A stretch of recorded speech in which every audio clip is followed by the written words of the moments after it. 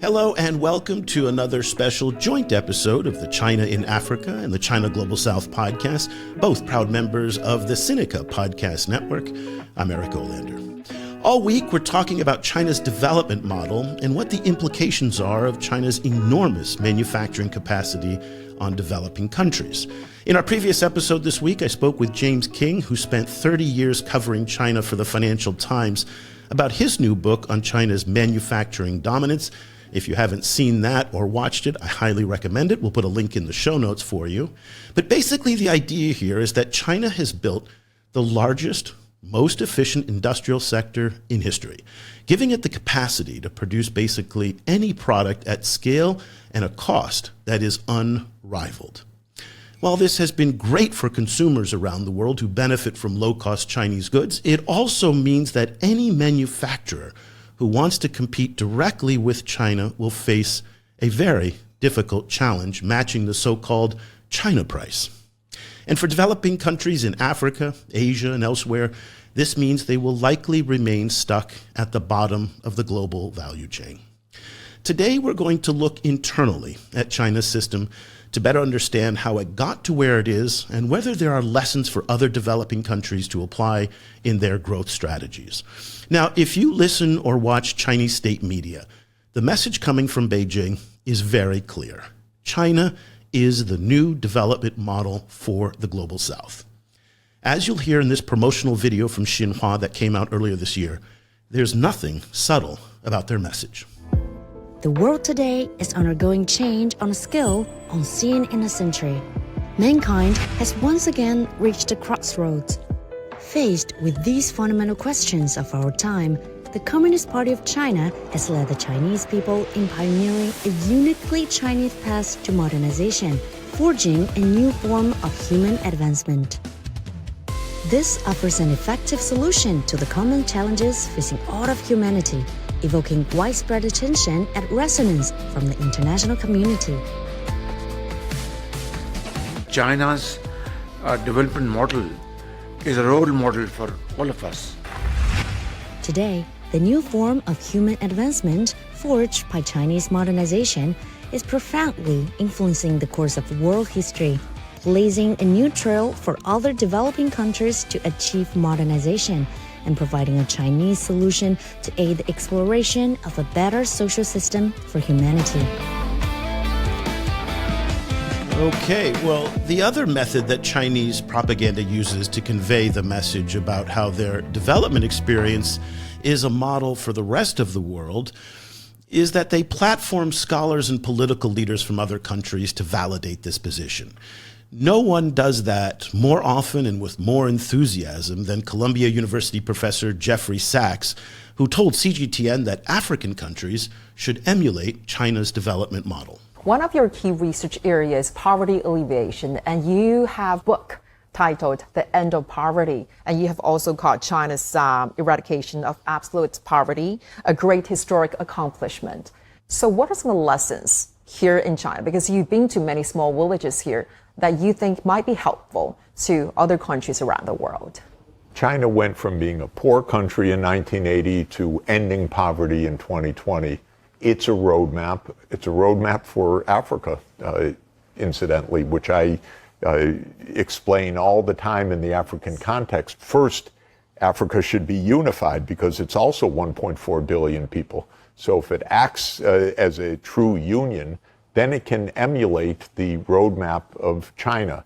China was a high-saving, high-investing, well-planned economy for 40 years with market forces and government strategy and planning, big investments in infrastructure, big investments in education, and that's the basic roadmap that Africa, too, should take to eliminate poverty. Okay, for the sake of argument, let's accept that premise that China is in fact a new development model for poorer countries. Then we have to understand how China got there and the DNA of its remarkable success over the past 40 years, as Jeffrey Sachs contends.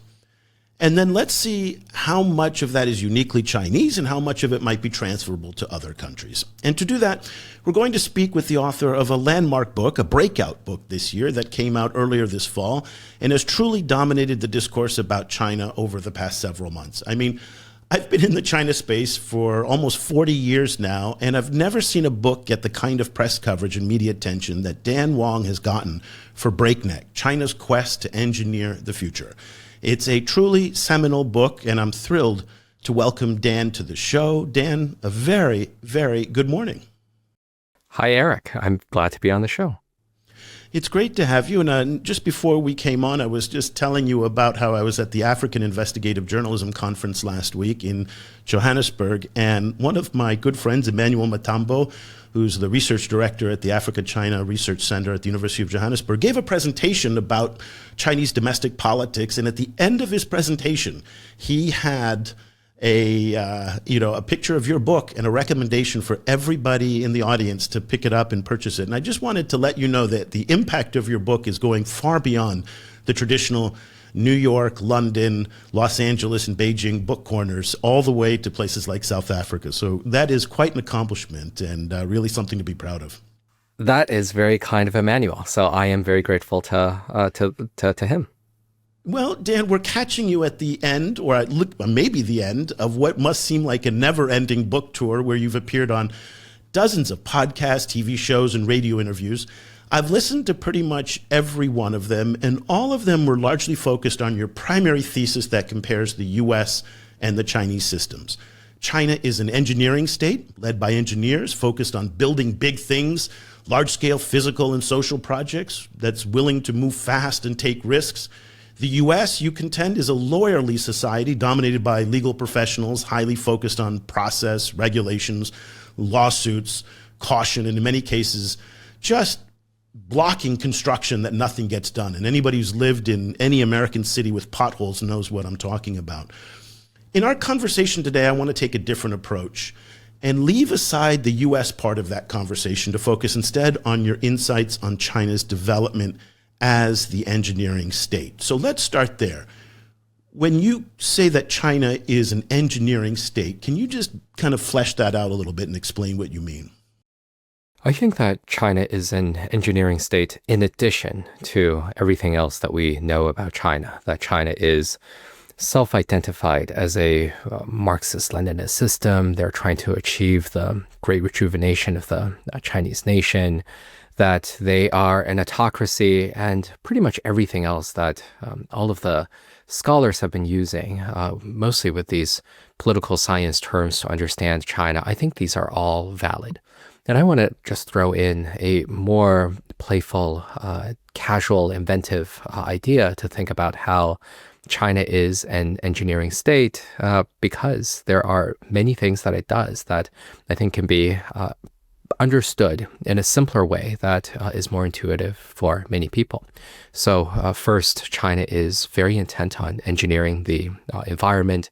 Part of China's great success of the past 40 years has been can be understood through these vast spasms of construction, in which China has built these big bridges, highways, roads, and solar, coal, wind, especially a lot of homes, really to give people places to live in, as well as better means to connect between various neighborhoods, as well as between various cities.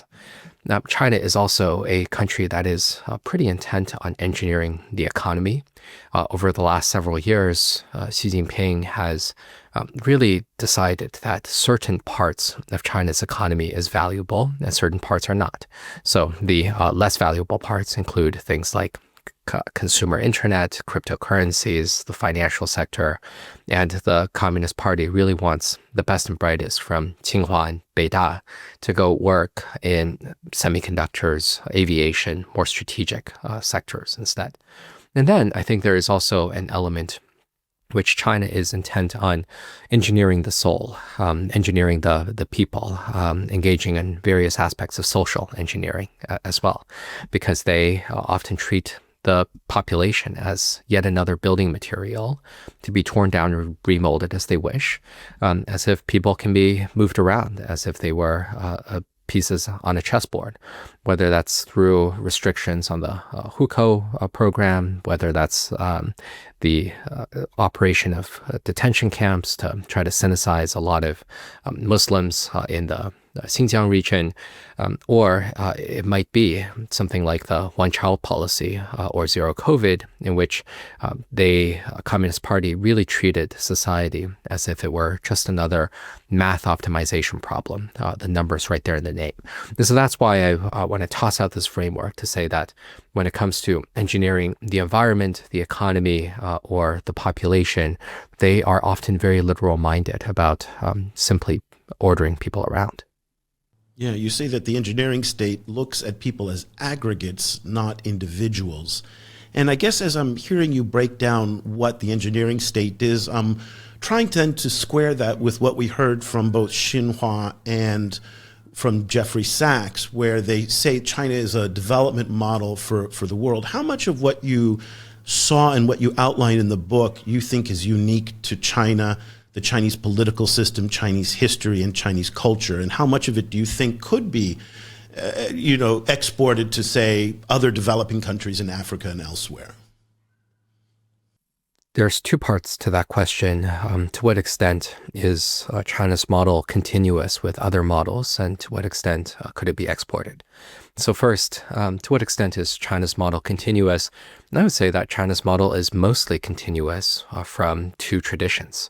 First and foremost, China is an East Asian development state that got to where it is by being very investment-driven, export-dependent, high savings rate, to really try to make goods for foreign markets, especially the American market. That is a model that Japan first pioneered, that was rapidly followed by South Korea and then by Taiwan. That is known as the East Asian development model, East Asian miracle, whatever it is, that China has recognizably followed in a lot of different ways. And then I think China is also very continuous with the Soviet Union, which Mao Zedong, after the victory of the Chinese Civil War, really looked towards Stalin and the Soviet Union for having beaten back a fascist invasion. Both countries managed to achieve that and really try to industrialize the economy through emphasis on heavy industry as well as some degree of central planning under a Marxist-Leninist party system. And there are recognizable deviations that China has between both the Soviet Union as well as Japan. Namely, I'll just be very brief about this, China has a much more functional economy than the Soviets ever built. The Soviets were so much focused on heavy industry. China has a vibrant consumer economy. And at least in one critical deviation with Japanese way of industrialization, Japan was mostly focused on building up its own companies for export. Most of the Japanese exports by value add was Japanese. Whereas in China, in a pretty crucial way, China has been much more open than Japan. China has been famously welcoming of companies like Walmart, Apple, and Tesla to import a lot of American managerial expertise as well as technology to really train Chinese workers to produce some of the most sophisticated electronics or electric vehicles on the market, and then export a lot of foreign value add. And so that is a pretty crucial difference between the Japanese as well. Now, to what extent is China's model exportable? Well, if we read some of the economics literature, there's a lot of skepticism, I think, that China's model can be replicated today by other countries, in part because the East Asian development model was kind of a product of its time. There was something about geopolitical openness with the rest of the world that Japan, South Korea, Taiwan were able to tap into American markets because They were American allies, and to some extent, China was able to access the American market at a time when the Americans were very open and receptive to Chinese goods. And that moment has mostly closed, in part because China has been so successful at building out so many of these different big projects that, now in the era of trade wars and Donald Trump and protectionism, it has become much more difficult for other countries really try to export their way into something like, a middle income status. I think there is something about the Chinese model itself that is not necessarily very generous towards exporting quite a lot of its technology and quite a lot of its production means to, let's say, Southeast Asia, to South Asia, to Africa, to really try to train other people into replicating a lot of parts of its success that I feel like the rhetoric is there for China to be a member of the global South. I'm not sure I'm seeing quite a lot of Chinese generosity in terms of actually exporting productive capacity, not just infrastructure to other countries. Can I just stop you right there and can we expand on that point? What do you mean Yes, by please. that? Because the Chinese, I could see, would come back and say, listen, BYD is setting up factories in Indonesia, Hisense has factories in South Africa. Dan, what are you talking about? And I'm just be curious to hear what your response would be from people who would counter on that. Yeah, I think that there has certainly been some investment by Chinese firms abroad. BYD has been setting up some factories abroad, including in Europe. And I think that in a pretty important way, China has been building out infrastructure in developing countries under this rubric of the Belt and Road. And that is a pretty important thing in which they're building light rail and highways and bridges all across the global South. But I think there are some crucial ways in which China has not necessarily been very generous in terms of building out industrial capacity in terms of teaching a lot of other countries to replicate a lot of parts of Chinese success. And so I think that one could find some examples of this, including with BYD, including with Xiaomi. A lot of I understand, the successes and the building out of capacity by these big companies overseas has been mostly to try to overcome these protectionist barriers that exist in especially Europe and the United States, that there would be a lot more investment in these industrialized countries already if it weren't for investment restrictions on the American side especially. And so there's definitely appetite for investing more. But when it comes to even lower end manufacturing, there is rhetoric also from the Chinese side to say, well, they don't necessarily want for a lot of the low end manufacturing to move overseas. When it comes to even simple items like textiles or sneakers or shoes and socks, there has been some sense in which the Chinese have said they want to keep it all because this is still an important part of industrialization for the Chinese countryside. Do you agree with that characterization that there has been definitely a lot of investment in terms of under the rubric of the Belt and Road? There's been some investment by big technology companies abroad, especially in Western countries, but there is definitely a sense among the Chinese government that they want to keep it all, even in terms of the lower end manufacturing.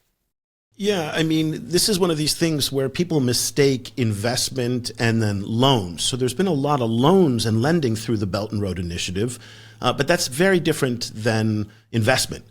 Because in investment, risk is shared. In the loans, the borrower takes on the bulk of the risk.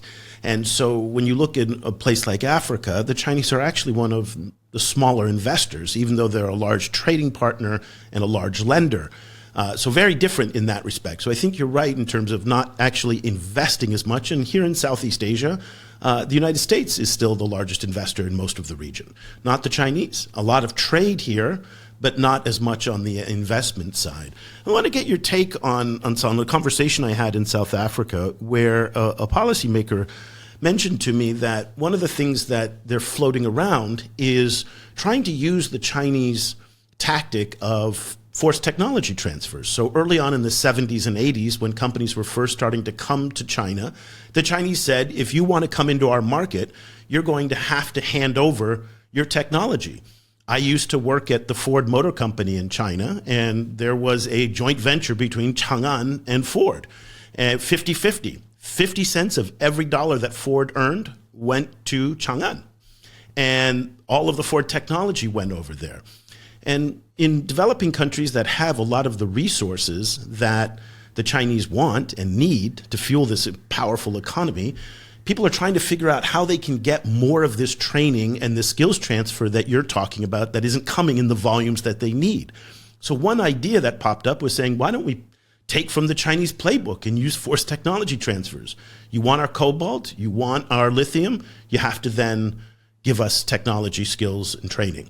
But you write in the book that forced technology transfers actually stifle innovation, at least they did in China. Maybe expand on that and what your thoughts are about forced technology transfers. Well, I'm a fan of your podcast, Eric, because you're always interested in adding some nuance and complexity, and that is absolutely an exercise I want to engage in and encourage as well. So let's add a little bit of texture to this idea of forced technology transfer. Now, if I wanted to put on my Xinhua CGTN hat on, I would say that, the Chinese say there is no such thing as forced technology transfer. These are voluntary agreements that Ford entered into with Chang'an. And so, I don't think that this is anything of a decisive, but let's acknowledge the point that no one these put a were gun to contractual Ford's agreements. head. Yeah, no one put a gun to Ford's head to come into the market. If they didn't like it, they could have left, right? I mean, that's what I think that CGTN would say. That's right. And I think the complexity on technology transfer is that, sometimes it works and sometimes it doesn't. And it doesn't seem to be any sort of a very decisive advantage that the Chinese have been able to extract. So, as you say, 50 cents of every car sold went through this joint venture. Half went to Chang'an, half went to Ford. But I think that Chang'an would probably say that all the technology, Ford gave all its technology to Chang'an. I think that where something that the joint venture might dispute, because a lot of the manufacturers would say something like, well, Ford gave us, and every other Western company gave us their old technology. They gave us technology that was relevant 5-6 years ago, but they weren't giving us our cutting edge stuff, and they weren't investing very extensively in research and development in China. And that is kind of, I see the way that the Chinese do things overseas as well, which they're giving older technologies. They're not necessarily trying to bring up the latest and greatest cobalt refinery processing capabilities in Congo in order to really train the workers how to make the cutting edge things. And my sense of the forced technology transfer argument is that in cars, are we seeing that Chang'an has become a giant automotive powerhouse on par with Ford? Well, we're certainly seeing that many of these joint venture partners have done quite okay. But the companies that have been very successful, companies like especially BYD, which is the giant breakout success in Chinese automotives, they did not enjoy these technology sharing agreements with Western companies. Because one problem with having a lot of money flow in, even if you're not doing a lot of your own R&D, even if you're not doing a lot of your own productive innovation, is that you can grow very lazy, just earning, half of every dollar from your joint venture partner. And that is what a lot of, especially companies in the automotive side suffered, that they essentially grew lazy because they didn't have to compete very much. All of this money, IP, and profit would just flow in. And so sometimes it works, sometimes it doesn't. And I think there has to be a more sophisticated means of thinking about how to learn from China. But one thing I will say is that I fully endorse this idea of trying to learn from the Chinese playbook in order to industrialize. I think that the Global South should absolutely do it. I think the United States should absolutely do it. Tariffs are frankly, a 16th century tool that may have some relevance today. But China, I would say, grew to the advanced manufacturing power that it has, mostly in an era of declining tariffs. As China acceded to the WTO in 2001, it was mostly cutting tariffs throughout the 1990s. And China succeeded throughout this period mostly by using non-tariff barriers.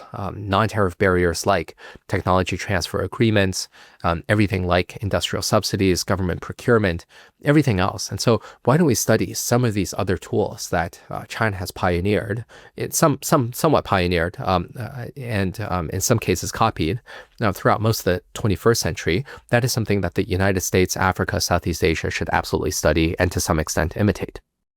Well, let's bring up this issue of the industrial subsidies. There's a conversation going on in the U.S. right now that basically says that if the U.S. wants to compete with China on critical minerals processing, it's going to have to do so through public subsidies. There's just not enough private sector interest or will to generate the huge amounts of money and technology that need to be spent on to do it. And that is borrowing basically from the Chinese playbook. Conversely, that subsidies problem is one of the things that is, again, I'll go back to South Africa, is something that is the bane of their existence. So I asked, someone from the mining industry, I said, why aren't you processing more of your minerals here before they go out? And he said, even if I wanted to process the minerals here, he said, I can't beat the China price because of the subsidies. He says, this is from a South African mining executive. The Chinese will give subsidies on labor, on water, on property tax, on electricity, and it's 20 to 30% cheaper than what they can do in a country like South Africa. And so these subsidies have been very, very difficult for developing countries to compete against. What is the role of subsidies in China's engineering state and its success that it's had as the manufacturer of everything and the processor of everything? It is one component of China's big success, not the only component. To some extent, I feel like the U.S. understates China's technology ambitions because it resorts to these lazy crutches for how China grew so dominant. I think there's an East Coast flavor of this, which is that China is essentially completely cheating through these industrial subsidies. And then I think there's also a West Coast flavor to the China critique, which is that China engages in so much cyber theft. This is all IP theft. So either they're stealing or they're cheating, but none of this is their own thing. I think that there is definitely a component of China having acquired a lot of IP that it really shouldn't have had. I think that subsidies absolutely are a crucial component of China's success, but I also feel like China's success is driven very substantially by other major factors. They include things like having all of this process knowledge of iterated learning through a very vast manufacturing base. So there's something like 70 million manufacturing workers in China. They're solving 3 new problems a day before breakfast. They are the cutting edge of where the learning is.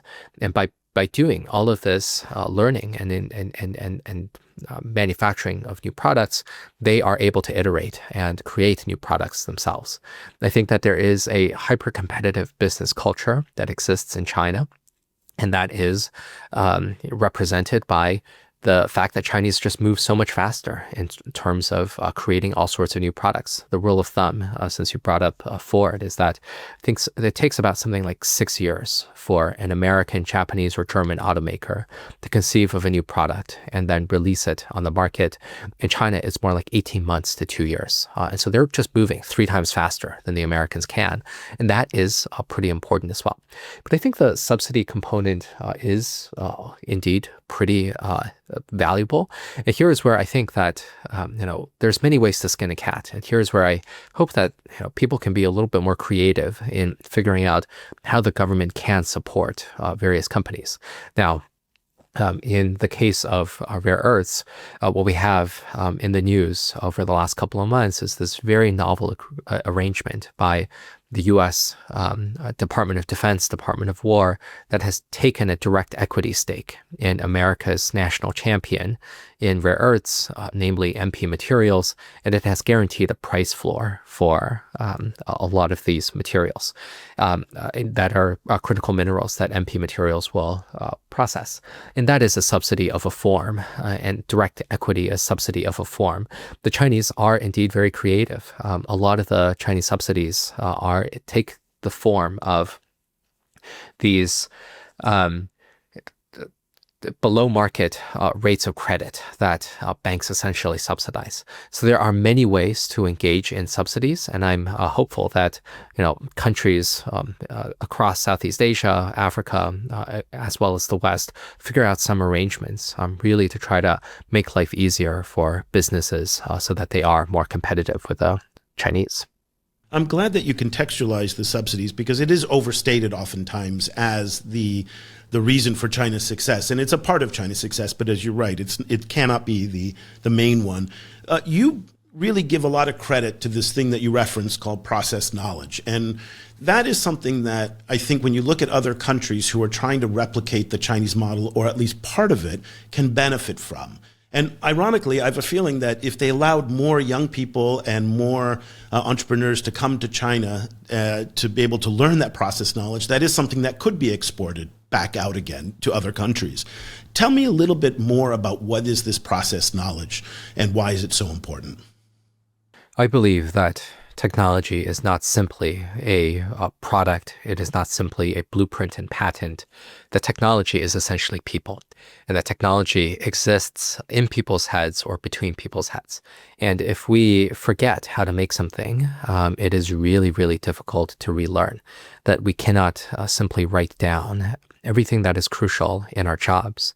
Even in my sort of job, I have essentially, I'm a quote-unquote scholar. You can say that I have essentially just a job writing, and even this sort of a job is really difficult to try to train someone on absolutely everything that I do. As I am sure, Eric, in your industry of writing and podcasting, you can't simply write down everything that you know about podcasting and expect someone to pick it up. You give me all of these instructions, I will be completely befuddled about all of your tech setup, exactly how you do everything that you do. And I think that exists absolutely in the manufacturing sense as well. When you're working with physical goods, when you are playing around with different sorts of electronics, when you're fiddling with knobs of very complex machine tools, this is a knowledge that exists in people's heads and in people's hands. And that is something that the Chinese really have a lot of. 70 million manufacturing workers, many of them not necessarily working in anything very complex, but a slice of them working with some of the most sophisticated electronics, especially in the world. And I think it is no surprise that when you have so much knowledge production taking place on a daily level, that Shenzhen is the hardware capital of the world. They went from assembling iPhone components into actually building some of these iPhone components themselves, and then making things like consumer drones, electric vehicle batteries, all sorts of very advanced manufactured products. And I think that China is still on the cutting edge of not only building some of the most sophisticated electronics, but creating new electronics as well. Yeah. And when you spent a lot of time in Guizhou, and I've spent quite a bit of time there myself, for those of you who are not familiar with it, it's one of China's poorest provinces, but arguably one of its most beautiful. And one of the things that you pointed out was that Guizhou is just filled with beautiful infrastructure. And this is so interesting because when you look at Chinese soft power diplomacy around the world, particularly to the developing world, one of the things they show off is this amazing infrastructure, these bridges that you talked about in Guizhou, or the Chengdu subway in Sichuan province, or the maglev train in Shanghai. And the idea is that to say, 40 years ago, we were just as poor as you, and today, look at where we are. And that infrastructure has been remarkable by any standard. If you've lived in China, it's a wonderful thing to be able to go from Hongqiao Airport in Shanghai right into the subway, right to downtown, all with ease.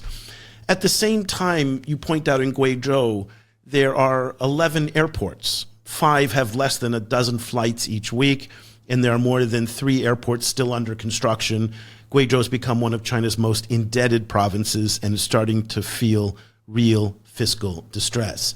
So behind a lot of this infrastructure, there is a lot of problems with it, so that people don't necessarily assume comes with the beautiful pictures of the bridges and airports. Talk to us a little bit, and I'm not trying to be negative here. I mean, to kind of dwell on the negatives. I'm trying to kind of focus on the complexity of what this engineering state and this infrastructure boom that they've had entails.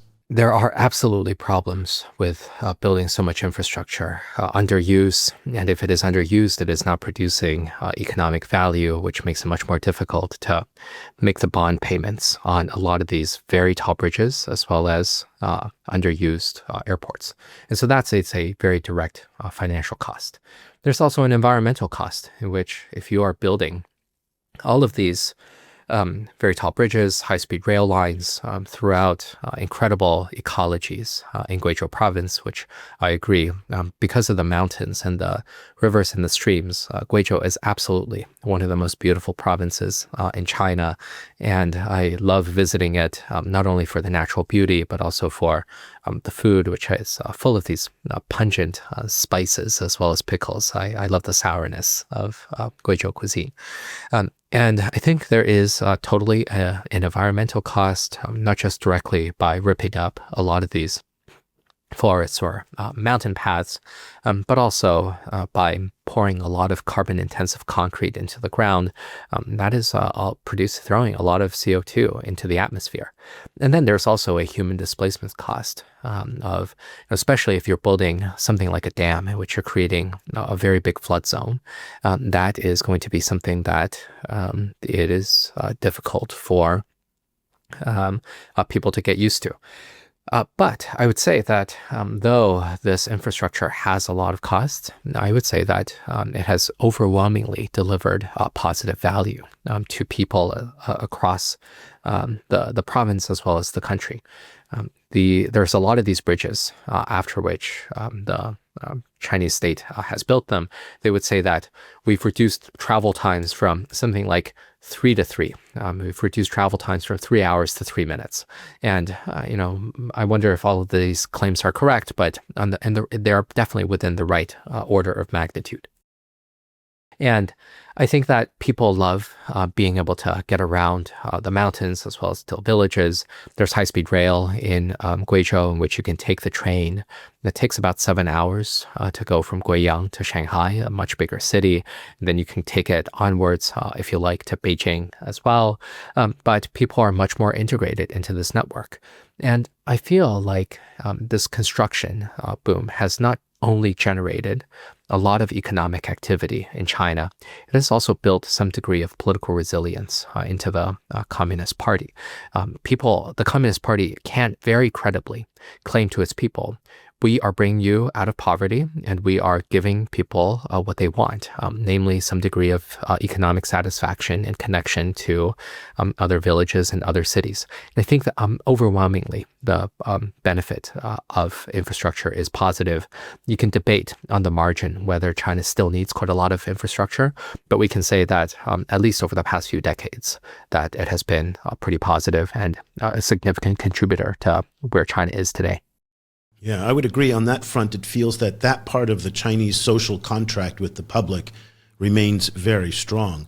Well, we started our conversation wondering whether or not this engineering state model is applicable to other countries. Parts of it certainly seem to be, and parts of it, as you talked about, the Chinese could do more to export and to help and to facilitate. But I was kind of surprised at the end of your book when you said that the engineering state's approach is no longer fit for purpose even in China.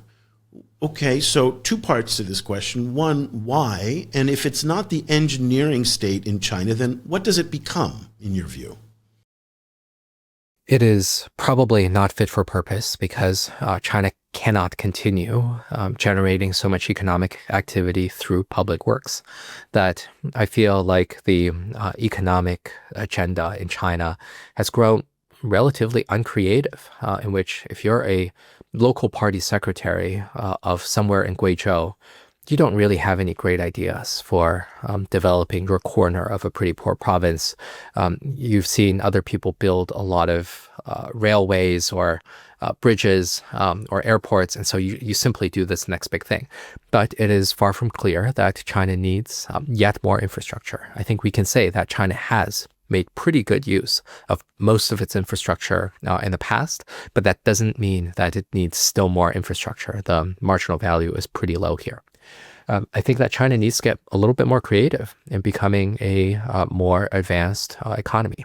Now, there's a lot of countries that are complaining about China's overcapacity issues, including in the global south, in which we have countries that include China's, countries that are putatively positive and friendly towards China, that include Brazil and Russia and Malaysia, that are all complaining about some degree of Chinese dumping of products into their markets and hurting a lot of their local producers. That is absolutely, I think, a valid complaint. But China does not seem all that eager to move away from this sort of a model. And I think there has to be some questions about, to what extent does it converge a little bit more into the West in terms of, being more consumption driven. Now, according to OECD broad aggregate numbers, Europe spends on average of 30% of its GDP every year on transfer payments. These are essentially, everything to do with what we can call government welfare. And the United States spent something like 20%. China spends only 10%. And so these are broad aggregates in which China is not very intent on supporting, let's say, the poor, the unemployed. It has really minimal birth subsidies and when it acknowledges that it has a demographic issue. So here's where I think that the Chinese could look a little bit more towards the West in terms of being less manufacturing driven and trying to economically empower families, not necessarily by building a giant bridge for them, but by having some more direct transfer payments from the rich to the poor.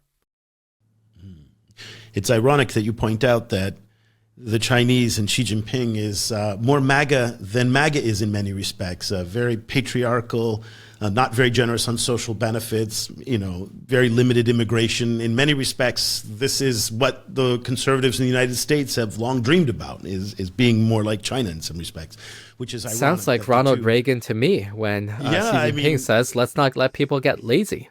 And there's it was just that they have a lot more in common than they first appreciate. So listen, Dan, thank you so much for your time today and for your insights, and congratulations again on the enormous success of this book, Breakneck, China's Quest to Engineer the Future. Again, if you are in the China space or interested in what China's doing, this is a fascinating book. And even if you're not interested in the whole U.S.-China part of it, Dan spends a lot of time, as we've talked about on the show here, really exploring how China got to where it is today, both the positives and the negatives, and really appreciate your time today. Thank you so much for joining me. Thank you very much, Eric.